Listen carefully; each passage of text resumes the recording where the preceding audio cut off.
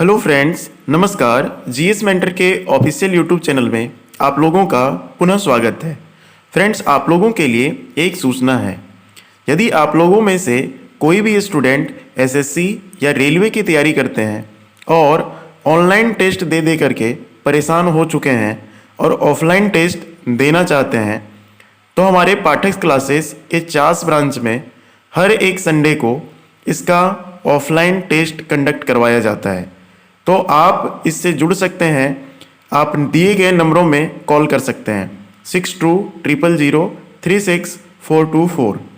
Friends, आज है 25 तारीख यानी 25 फरवरी 2024 को ओपन टेस्ट जो एसएससी के लिए कंडक्ट करवाया गया है, उसमें जितने भी प्रश्न जीए के सेक्शन से पूछे गए हैं उसको हम लोग यहाँ पर डिस्कस करने वाले हैं। तो चलिए देर नहीं करते हैं और क्वेश्चंस की ओर मूव करते हैं।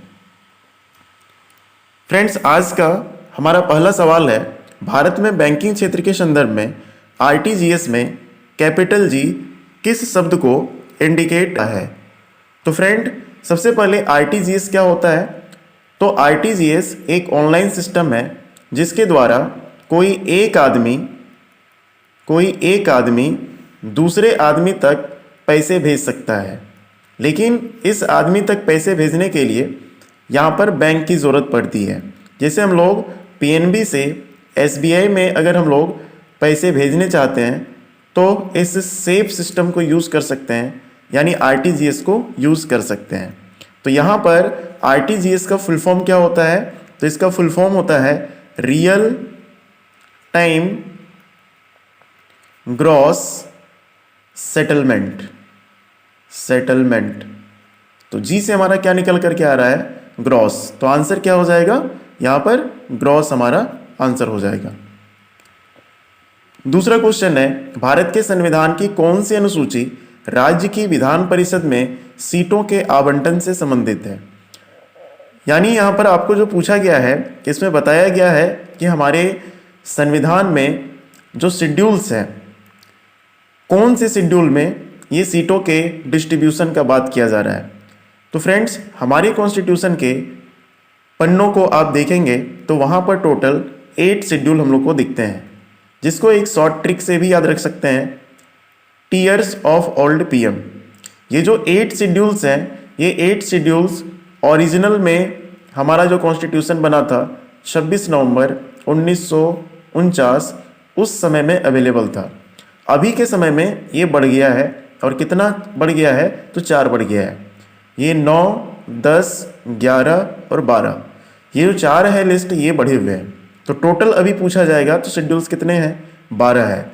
और सीट का एलोकेशन कहाँ दिख रहा है? यहाँ पर देख सकते हैं, सीट का एलोकेशन हम लोगों का 4th नंबर में दिख रहा है। तो आंसर क्या हो जाएगा? 4th यहाँ पर हम लोगों का हो जाएगा। अब यहाँ पर विधान परिषद वर्ड है। विधान परिषद राज्यसभा के समान होता है, जो किसी राज्य के अंदर में सबसे ऊपर का एक हाउस माना जाता है, जिसको उच्च सदन या अपर हाउस के नाम से भी जाना जाता है। यह वर्तमान समय में 6 राज्यों में उपलब्ध है। ये 6 राज्य कौन कौन से हैं? तो ये आपका पहला राज्य है यूपी, दूसरा राज्य है कर्नाटक, तीसरा राज्य है महाराष्ट्र, चौथा राज्य है बिहार, 5वां राज्य है आंध्र प्रदेश और 6ठा राज्य है तेलंगाना। तो एडिशनल इंफॉर्मेशन भी यहाँ से आप कवर कर पाएंगे। तीसरा क्वेश्चन हमारा है, प्रोडुनोवा निम्नलिखित में से किस खेल स्पर्धा से संबंधित है? प्रोडुनोवा, ये जो वर्ड लिया गया है, ये रूस के एक फेमस खिलाड़ी जिसका नाम है येलेना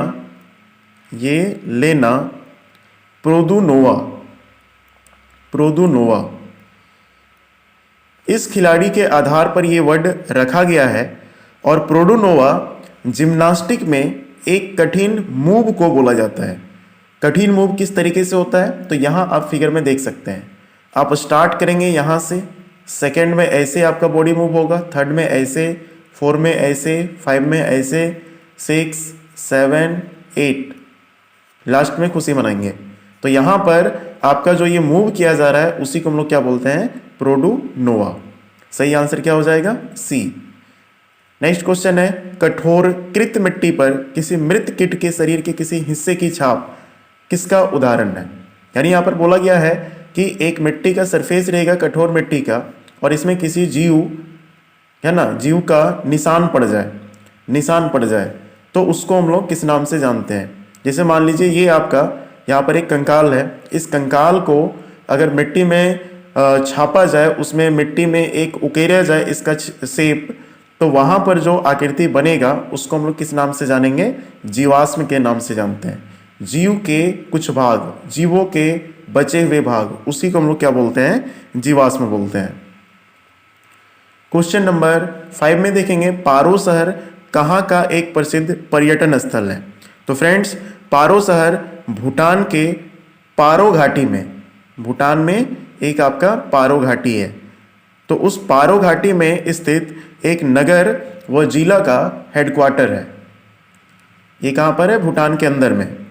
और यह जो शहर है ये काफ़ी टूरिज़्म के लिए डेवलप माना जाता है, और यहाँ पर कई ऐतिहासिक स्थल भी हैं जहाँ पर लोग घूमने के लिए जाते हैं। और यहीं पर इसी पारो वाले जगह में आपका भूटान का एकमात्र इंटरनेशनल एयरपोर्ट भी आपको दिख जाता है। ठीक है, तो ये जगह कहाँ पर मिल जाएगा, भूटान के अंदर में मिल जाएगा। क्वेश्चन नंबर 6 की ओर बढ़ते हैं, निम्नलिखित में से कौन सा दिल्ली के लोधी राजवंश का अंतिम शासक था। तो फ्रेंड्स, लोधी राजवंश की बात करेंगे 1451 से लेकर के 1526 ठीक है तक शासन चला था। इस लोधी वंश का संस्थापक कौन था, तो बहलोल लोधी था। ये दिल्ली पर पहली बार अफगान राज्य की स्थापना किए थे, अफगान राज्य की स्थापना किए थे। और जो अंतिम शासक था उसका नाम क्या था, इब्राहिम लोदी, इब्राहिम लोदी। और इसी इब्राहिम लोदी को 21 अप्रैल 1526 में बाबर के द्वारा हराया गया था। ठीक है, पानीपत के प्रथम युद्ध में बाबर के द्वारा इसको हराया गया था और मार दिया गया था। तो अगर इसका वंशावली देखना चाहेंगे तो लोधी वंश 1451 से 1526 तक देख सकते हैं। इसके बाद बहलोल लोधी संस्थापक आया, फिर सिकंदर लोधी, जलाल खान, और फिर लास्ट में इब्राहिम लोधी। तो आंसर क्या हो जाएगा फ्रेंड्स, तो यहाँ पर हमारा हो जाएगा इब्राहिम लोधी अंतिम शासक। 7वां नंबर क्वेश्चन देखते हैं, जुलाई 2020 की स्थिति के अनुसार भारत के केंद्रीय कानून और न्याय मंत्री कौन थे। ठीक है, तो यहाँ पर आपका बात जो पूछा गया है, ये पूछा गया है कि 2020 में केंद्रीय कानून और न्याय मंत्री कौन रहे थे, ये चीज़ आपसे पूछा गया है। तो यहाँ पर सही आंसर क्या होगा, रविशंकर प्रसाद। ठीक है, रविशंकर प्रसाद यहाँ पर देख सकते हैं 2020 के अनुसार से, चूंकि ये एसएससी का प्रीवियस ईयर क्वेश्चन है ना, तो उसमें आपको उसके अनुसार से ही आपको आंसर करना पड़ेगा, रविशंकर प्रसाद। ठीक है, याद रह जाएगा। अब अगर आपसे पूछ लिया जाए कि अभी के समय में यहाँ पर कानून मंत्री कौन है, तो आंसर आप क्या करेंगे, 2024 में अभी जो कानून मंत्री है उनका नाम है डॉक्टर वीरेंद्र कुमार। ठीक है, डॉक्टर वीरेंद्र कुमार। ठीक है, तो ये भी आप यहाँ पर आंसर कर सकते हैं। नेक्स्ट बढ़ते हैं क्वेश्चन में, और फोटो यहाँ देख सकते हैं, है ना। अगला देखते हैं। नेक्स्ट आपका यहाँ पर देख लीजिए, भारत में स्वयं सहायता समूहों के मुख्य उद्देश्यों में निम्नलिखित में से कौन सा शामिल नहीं है। तो भारत में स्वयं सहायता समूहों के मुख्य उद्देश्यों, जिसको SHG बोला जाता है। ठीक है, स्वयं सहायता समूह में महिलाएं एक जगह पर जमा होती है गांव के अंदर में, और ये सब कुछ कुछ छोटे छोटे फंड को जमा करती हैं। तो वही उद्देश्य के बारे में पूछा गया है कि कौन सा उद्देश्य इसमें शामिल नहीं है। तो इसमें देखिए, पहला आपका ऑप्शन है समपार्श्विक या समपार्श्विक के साथ ऋण प्रदान करना। ऋण प्रदान करना इसका मतलब हो गया कि आप कुछ गारंटी के तौर पर जमीन, घर, ये सब पेपर्स आप रखेंगे तब आपको लोन यहाँ पर मिलेगा। ठीक है, दूसरा बोला गया है कि घरेलू हिंसा, घर में जो मारपीट वगैरह होते हैं वो सब पर चर्चा होगा, और कार्रवाई करने के लिए ये सब एकजुट होंगे, एक मंच मिलता है यहाँ से। फिर इसमें बचत को कलेक्ट किया जाता है, और ग्रामीण गरीबों को इसमें एक एम्पावर किया जाता है, ऑर्गेनाइज किया जाता है। तो फ्रेंड्स इसमें जो फर्स्ट ऑप्शन है ये गलत हो जाएगा, क्योंकि यहाँ किसी भी प्रकार का वैसा लोन नहीं मिलेगा जिसमें आपको ज़मीन का पेपर्स वगैरह आपको रखना पड़ता है, ऐसा कहीं पर भी आप नहीं देख पाएंगे। बाकी जितने भी चीज़ें हैं वो आपकी यहाँ पर सही हो जाएंगी। नेक्स्ट क्वेश्चन 9 नंबर है, waiting for the Mahatma. Waiting for the यहाँ पर महात्मा का बात किया गया है कि इस पुस्तक के लेखक का नाम कौन है। ठीक है, तो इस पुस्तक के लेखक का नाम है R.K. नारायणन। ठीक है, या फिर R.K. नारायण, ये शुद्ध वर्ड है R.K. नारायण। यहाँ पर C नंबर आंसर हो जाएगा। यह इंग्लिश भाषा में लिखा गया एक नॉवेल है, नॉवेल यानी उपन्यास इसको हम लोग बोलेंगे। 10वां नंबर क्वेश्चन है, निम्नलिखित में से कौन सा क्रम भरतनाट्यम नृत्य से संबंधित है। तो फ्रेंड्स भरतनाट्यम आप जानते होंगे कि इसमें आपका जो है बहुत ही टेक्निकल चीज़ों को दिखाया जाता है। टेक्निकल का मतलब शरीर के अंगों को प्रदर्शित करने का एक तरीका है और इसके माध्यम से कला को प्रदर्शित किया जाता है। तो भरतनाट्यम पार्ट में जो ऑर्डर होता है इसमें सबसे पहले अला रिपु कला को दिखाया जाता है। इसके बाद होता है जाति स्वरम, इस कला का प्रदर्शन किया जाता है। इसके बाद वर्णम, ठीक है वर्णम। इसके बाद आपका है पदम, इसके बाद है तिल्लाना और एक है आपका श्लोक। इसी ऑर्डर में यहाँ पर भरतनाट्यम को दिखाया जाता है और डांस किया जाता है। ठीक है, तो यहाँ पर कौन सा वर्ड हम लोग को मिल रहा है, एक वर्ड हम लोगों को मिल रहा है तिल्लाना। तिल्लाना एक ऐसा यहाँ पर शारीरिक कला माना जाता है, नृत्य कला माना जाता है जिसमें स्त्रियां अपने अंगों को प्रदर्शित करती है, यानी अपनी सौंदर्यता का प्रदर्शन करती है। तो सही आंसर क्या हो जाएगा इसमें, तिल्लाना। ठीक है फ्रेंड्स, आप कमेंट बॉक्स में आंसर कीजिएगा, बहुत ही सिंपल क्वेश्चन, कि भरतनाट्यम डांस किस स्टेट में फेमस है। भरतनाट्यम डांस किस स्टेट में फेमस है।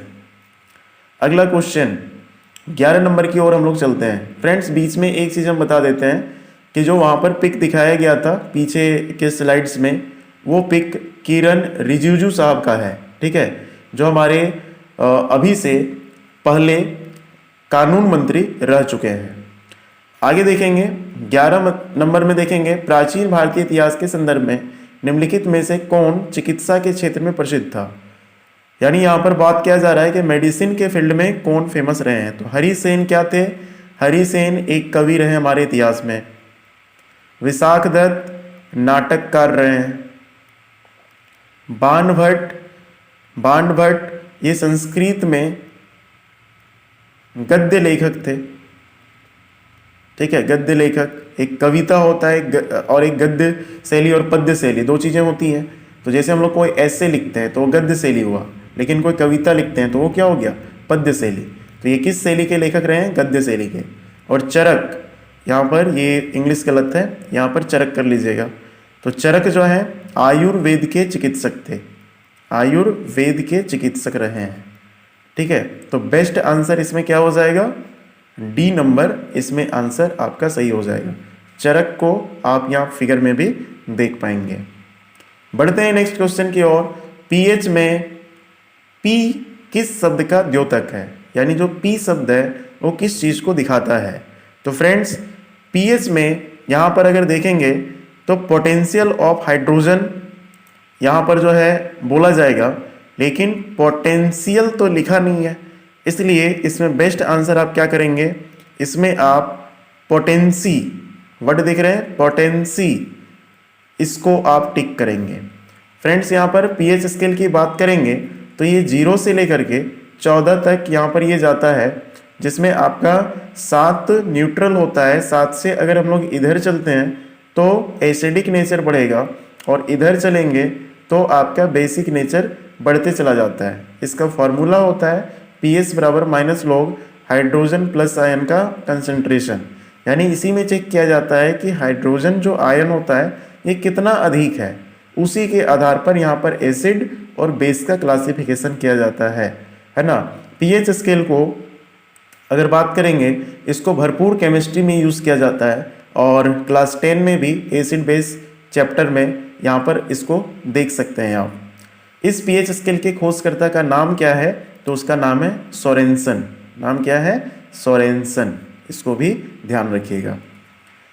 13 नंबर क्वेश्चन देखते हैं। 49वें दादा साहेब फाल्के पुरस्कार के प्राप्तकर्ता कौन रहे हैं? तो फ्रेंड्स, दादा साहेब फाल्के पुरस्कार किस फील्ड में दिया जाता है? तो सिनेमा के फील्ड में दिया जाता है। ठीक है, फिल्म के क्षेत्र में दिया जाता है।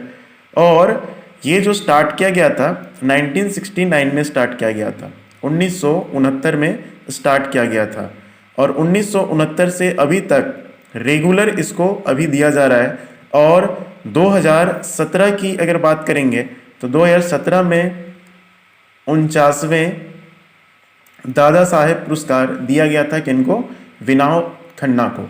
ठीक है, तो विनोद खन्ना को यहाँ पर हम लोग टिक कर सकते हैं। नेक्स्ट है 14 नंबर। धनराज पिल्ले का संबंध किस खेल से है? तो धनराज पिल्ले का संबंध कहाँ से है? हॉकी से है। ठीक है, हॉकी से है।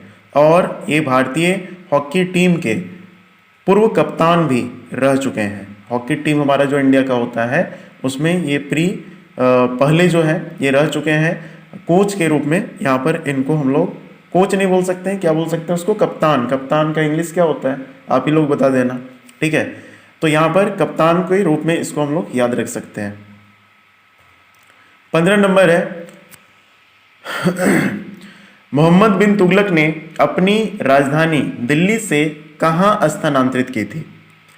मोहम्मद बिन तुगलक की अगर हम लोग बात करेंगे तो इसको फोटो में भी आप यहाँ पर देख सकते हैं। ये है मोहम्मद बिन तुगलक। और ये मोहम्मद बिन तुगलक क्या किए थे कि ये जो है गयासुद्दीन तुगलक की मृत्यु जब हो गई थी, ठीक है, तो 1325 में जब मृत्यु हुई तो उसके बाद में ये आपका शासक बने थे। और इनका और भी नाम है, इनको उलूग खान के नाम से भी जाना जाता है या जूना खान के नाम से भी जाना जाता है।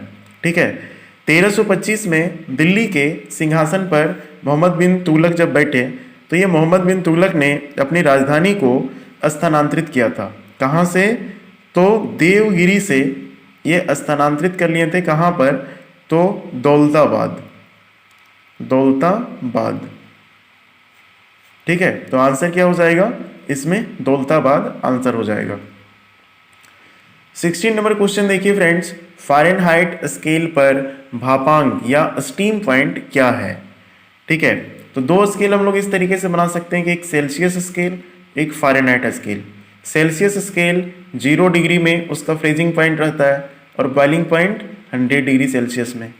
और यहाँ पर फ़ारेनहाइट का स्टार्ट होता है 32 डिग्री फ़ारेनहाइट से और ये जाता है 212 डिग्री फ़ारेनहाइट तक। तो इसमें आपका स्टीम पॉइंट पूछा गया है। आप अगर चाहें तो अगर याद रखते हैं तो डायरेक्ट भी आंसर कर सकते हैं, और अगर याद नहीं है तब हम लोग क्या करते हैं, यहाँ पर एक फॉर्मूला लगाते हैं। ऊपर में सेल्सियस स्केल है, C लिखिए, बटा में क्या करेंगे तो यहाँ पर 100 - 0, तो यहाँ पर 100 कर दीजिएगा। देखिए, ठीक है, तो यहाँ पर 0 कर दीजिएगा बराबर। यहाँ पर फ़ारेनहाइट के लिए F लिखेंगे और माइनस लोवेस्ट पॉइंट कितना है 32, यहाँ पर 32 लिख सकते हैं। यहाँ भी लोवेस्ट पॉइंट जोड़ सकते हैं लेकिन कोई फर्क नहीं पड़ेगा, 0 कर सकते हैं। और यहाँ से यहाँ तक में डिफरेंस कितना है, तो डिफरेंस हो गया 180। और यहाँ पर डिफरेंस 100 - 0 100, तो यहाँ पर 100 बैठा दिए। अब आपको भाप वाला पॉइंट बताना है, तो सेल्सियस में भाप वाला पॉइंट कितना होता है 100, 100 - 0 बाय 100, ये कट जाएगा और F - 32 बाय 180 हो जाएगा। तो आपको समझ में आ रहा होगा कि हम क्या करने वाले हैं। फ़ारेनहाइट स्केल निकालेंगे तो F बराबर क्या हो जाएगा 180 + 32, यानी फाइनल आंसर क्या हो जाएगा 212 डिग्री फ़ारेनहाइट। इस तरीके से भी अगर याद रखना है तो रख सकते हैं, नहीं तो डायरेक्ट भी आंसर इसमें कर सकते हैं। 17 नंबर क्वेश्चन है, निम्नलिखित में से क्या कूलॉम प्रति सेकंड के बराबर है? कूलॉम प्रति सेकंड, तो एक फॉर्मूला फिजिक्स में आप जानते होंगे, Q बराबर IT। ठीक है, Q यहाँ पर क्या है, तो ये आपका चार्ज है। I क्या है, तो ये आपका करंट है। और T क्या है, तो टी आपका टाइम है। ठीक है, तो यहाँ पर अगर हम लोग निकालना है आई, तो आई बराबर क्या करेंगे, क्यू बटे टी करेंगे। तो ये चार्ज है, चार्ज का क्या हो जाएगा कूलॉम, और टाइम का क्या हो जाएगा सेकेंड। तो कूलॉम और सेकेंड, यहाँ पर देख लीजिए क्या लिखा है, कूलॉम प्रति सेकेंड किसके बराबर है, ये चीज़ आपसे पूछा गया है। तो इसमें आपका कूलॉम प्रति सेकेंड यहाँ पर क्या है, करंट का, और करंट का हम लोग जानते हैं फाइनल क्या होता है एम्पियर, एसआई यूनिट एम्पियर। तो एम्पियर को ही कूलॉम सेकेंड आप बोल सकते हैं, और आंसर क्या हो जाएगा एम्पियर हो जाएगा। 18 नंबर क्वेश्चन में चलते हैं हम लोग। जब हाइड्रोजन के निर्माण के लिए, मतलब हम लोग को क्या पूछ रहा है कि हाइड्रोजन बनाना है, हाइड्रोजन भाई साहब बना दीजिए। जब भी रिएक्शन लिखते हैं तो बीच में तीर का निशान, प्रोडक्ट हमारा इधर रहेगा और रिएक्टेंट हमारा किधर होगा लेफ्ट साइड में। तो हाइड्रोजन बना दिए। अब क्या बोला गया है, हाइड्रोजन निर्माण के लिए लाल तप्त लोहे की रॉड के ऊपर, यानी लोहा का इसमें प्रयोग किया गया है, प्रयोग करने वाली चीज़ को इधर लिखेंगे, और ऊपर से भाप गुजार करके, भाप मतलब उसमें स्टीम है, तो स्टीम के लिए यहाँ पर क्या यूज़ करेंगे, यहाँ पर H2O का प्रयोग यहाँ पर कर सकते हैं। तो इसमें बोला गया है कि इसमें क्या बनेगा, और समीकरण के बाएं पक्ष में यानी लेफ्ट साइड में पानी के कितने यहाँ पर मॉलिक्यूल्स आपको मिल जाएंगे, ये चीज़ पूछा गया है। तो यहाँ पर जो फाइनल प्रोडक्ट हम लोग का बनता है, ये बनता है ferric oxide, ferric oxide, ferrous और ऑक्सीजन के कॉम्बिनेशन से, और हाइड्रोजन इसमें अलग हो गया। बैलेंस करेंगे तो बैलेंस करते हैं यहाँ पर, और हम लोग क्या करते हैं यहाँ पर 4 लगाते हैं। हाइड्रोजन कितना हो गया 8 हो गया, हाइड्रोजन तो यहाँ पर 2 ही दिख रहा है, तो यहाँ पर 4 कर देंगे। ठीक है, तो हाइड्रोजन 4 दूना 8 हो जाएगा। ऑक्सीजन कितना हो गया 4, ऑक्सीजन यहाँ 4 दिख रहा है। उसके बाद फेरस की संख्या देखिए, फेरस यहाँ 1 है, फेरस यहाँ 3 है, हम लोग को इसमें क्या करना होगा 3 लगाना होगा। तो 3 फेरस इधर और 3 फेरस इधर हो जाएगा। अब इसमें क्या पूछा है कि पानी में अणुओं की संख्या कितनी है, मॉलिक्यूल्स कितने हैं। तो पानी में आप देख लीजिए, यहाँ पर आपको सीधा सीधा दिख रहा है 4। ठीक है, आंसर क्या हो जाएगा 4 हो जाएगा। ठीक है, तो ये समझ में बहुत अच्छे से आपको याद हुआ होगा। 19 नंबर बढ़ते हैं। 19 नंबर में है, निम्नलिखित में से कौन सा बंदरगाह गुजरात में है। फ्रेंड, जब गुजरात की हम लोग बात करते हैं तो गुजरात में 2 हम लोग पोर्ट को ध्यान में रखते हैं, एक दाहेज बंदरगाह और एक आपका कांडला बंदरगाह, कांडला बंदरगाह। ठीक है, तो ये हमारा कांडला बंदरगाह ऑप्शन में हम लोग को दिख जाता है। ठीक है, पारादीप उड़ीसा में हो जाएगा। मोरमू गांव जो है ये मोरमू गांव गोवा में आपको मिल जाएगा। पेनम्बूर तो है नहीं, पेरम्बूर हो आपका जगह अगर दिया रहता तो हम लोग चेन्नई जा सकते थे। तो यहाँ पर कांडला आंसर होगा। इस कांडला पोर्ट का बहुत इम्पोर्टेंस है और हमारे देश में बहुत ज़्यादा इससे व्यापार भी होता है, और इसको अभी नाम चेंज किया गया है, और इसका नाम क्या रखा गया, पंडित दीनदयाल बंदरगाह। ठीक है, इस नाम से इसको भी पुकारा जाता है। 20 नंबर क्वेश्चन है, जुलाई 2020 की स्थिति के अनुसार निम्नलिखित में से कौन सा यूनेस्को विश्व धरोहर स्थल नहीं है। यानी हमारे देश में बहुत सारे ऐसे स्थल हैं, है ना, जिसको यूनेस्को के द्वारा यहाँ पर प्रोटेक्शन किया जाता है। तो आपको बताना है कि इनमें से किसका प्रोटेक्शन अभी नहीं किया जाता है 2020 के अनुसार से। ठीक है, तो इसमें आपका सही आंसर क्या होगा, तो इसमें देख लीजिए एलिफेंटा गुफा, ये तो किया जाता है। रानी की बाव, ये भी किया जाता है, जो महाराष्ट्र के अंदर है ना। फिर जंतर मंतर में आपको कंफ्यूजन क्रिएट किया है कि जंतर मंतर राजस्थान और जंतर मंतर दिल्ली, ये दोनों में से किसको यूनेस्को वर्ल्ड हेरिटेज साइट में शामिल नहीं किया गया है।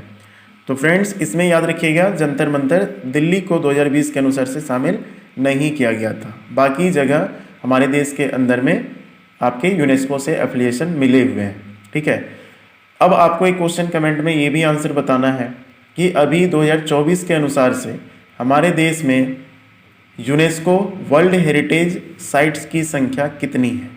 ठीक है, इसको कमेंट बॉक्स में जल्दी से आंसर कीजिएगा, ये भी इंपॉर्टेंट क्वेश्चन है। When do we celebrate world pulses day, यानी विश्व दलहन दिवस कब मनाया जाता है। ठीक है, तो दलहन का बात आया है तो 2 चीज़ इसमें भी सीख लीजिए। दालों में क्या पाया जाता है, प्रोटीन पाया जाता है। ठीक है, प्रोटीन में कई प्रोटीन है, जैसे केसिन प्रोटीन किस में पाया जाता है? दूध में पाया जाता है। एल्ब्यूमिन प्रोटीन किस में पाया जाता है? एल्ब्यूमिन प्रोटीन अंडे में आपका मिल जाएगा। ठीक है, दाल में स्पेशल कौन सा प्रोटीन पाया जाता है?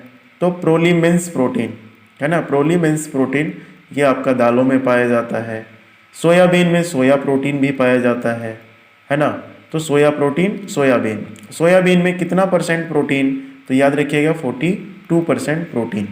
ठीक है, अब प्रोटीन का निर्माण किसके द्वारा होता है? एमिनो एसिड के द्वारा होता है। कितने प्रकार के एमिनो एसिड प्रोटीन बनाते हैं? तो 20 से 22 प्रकार के एमिनो एसिड प्रोटीन बनाते हैं। प्रोटीन जब डाइजेशन होता है तो कौन सा गैस बनता है? तो अमोनिया गैस इसमें आपका निर्माण होता है। प्रोटीन जब टूट जाता है तो क्या बनता है? तो भी आपका एमिनो एसिड बनता है, लेकिन शॉर्ट चेन वाले, छोटे छोटे चेन उसमें आपके पाए जाएंगे। अब ये वर्ल्ड पल्सेस डे कब मनाते हैं? तो आंसर याद रखिएगा 10 फरवरी को, 10 फरवरी। नेक्स्ट आपका क्वेश्चन है, कौन सा उद्योग 20 लाख मार्केट कैप मील का पत्थर छूने वाला भारत का पहला उद्योग बन गया? मतलब आपका 20 लाख करोड़ का पूंजी, ठीक है, क्रिएट करने वाला 20 लाख करोड़ का, वही है मार्केट कैपिटल प्राप्त सबसे पहले यहाँ पर करने वाला जो कंपनी है वो हमारे देश की कंपनी है रिलायंस इंडस्ट्री। ठीक है, रिलायंस इंडस्ट्री सही आंसर 2 हो जाएगा। देख सकते हैं RIL Reliance India Limited becomes first Indian stock to cross ₹20 lakh crore market cap. ठीक है, तो ये हमारा 22 में सही आंसर हो जाएगा रिलायंस। 23 नंबर क्वेश्चन है, किस देश ने विश्व सरकार शिखर सम्मेलन 2024 में दुनिया की पहली एयर टैक्सी सेवा शुरू की?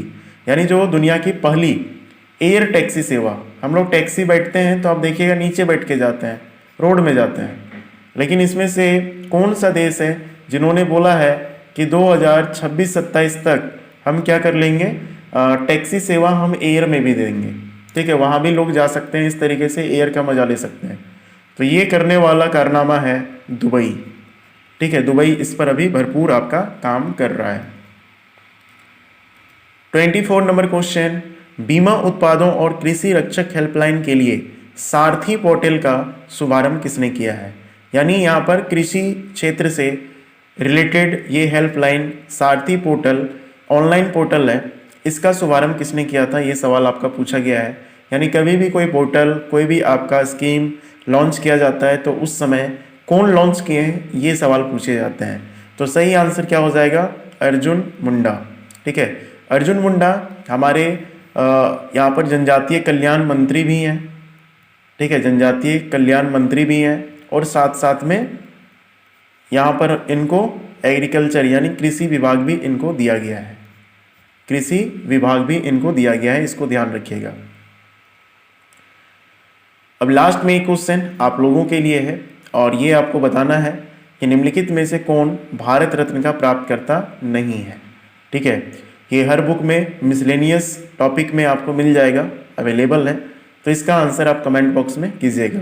बाकी आज का एनालिसिस आपका कैसा लगा ज़रूर आप बताइएगा, ताकि इस प्रकार का एनालिसिस आगे भी जारी रह सके।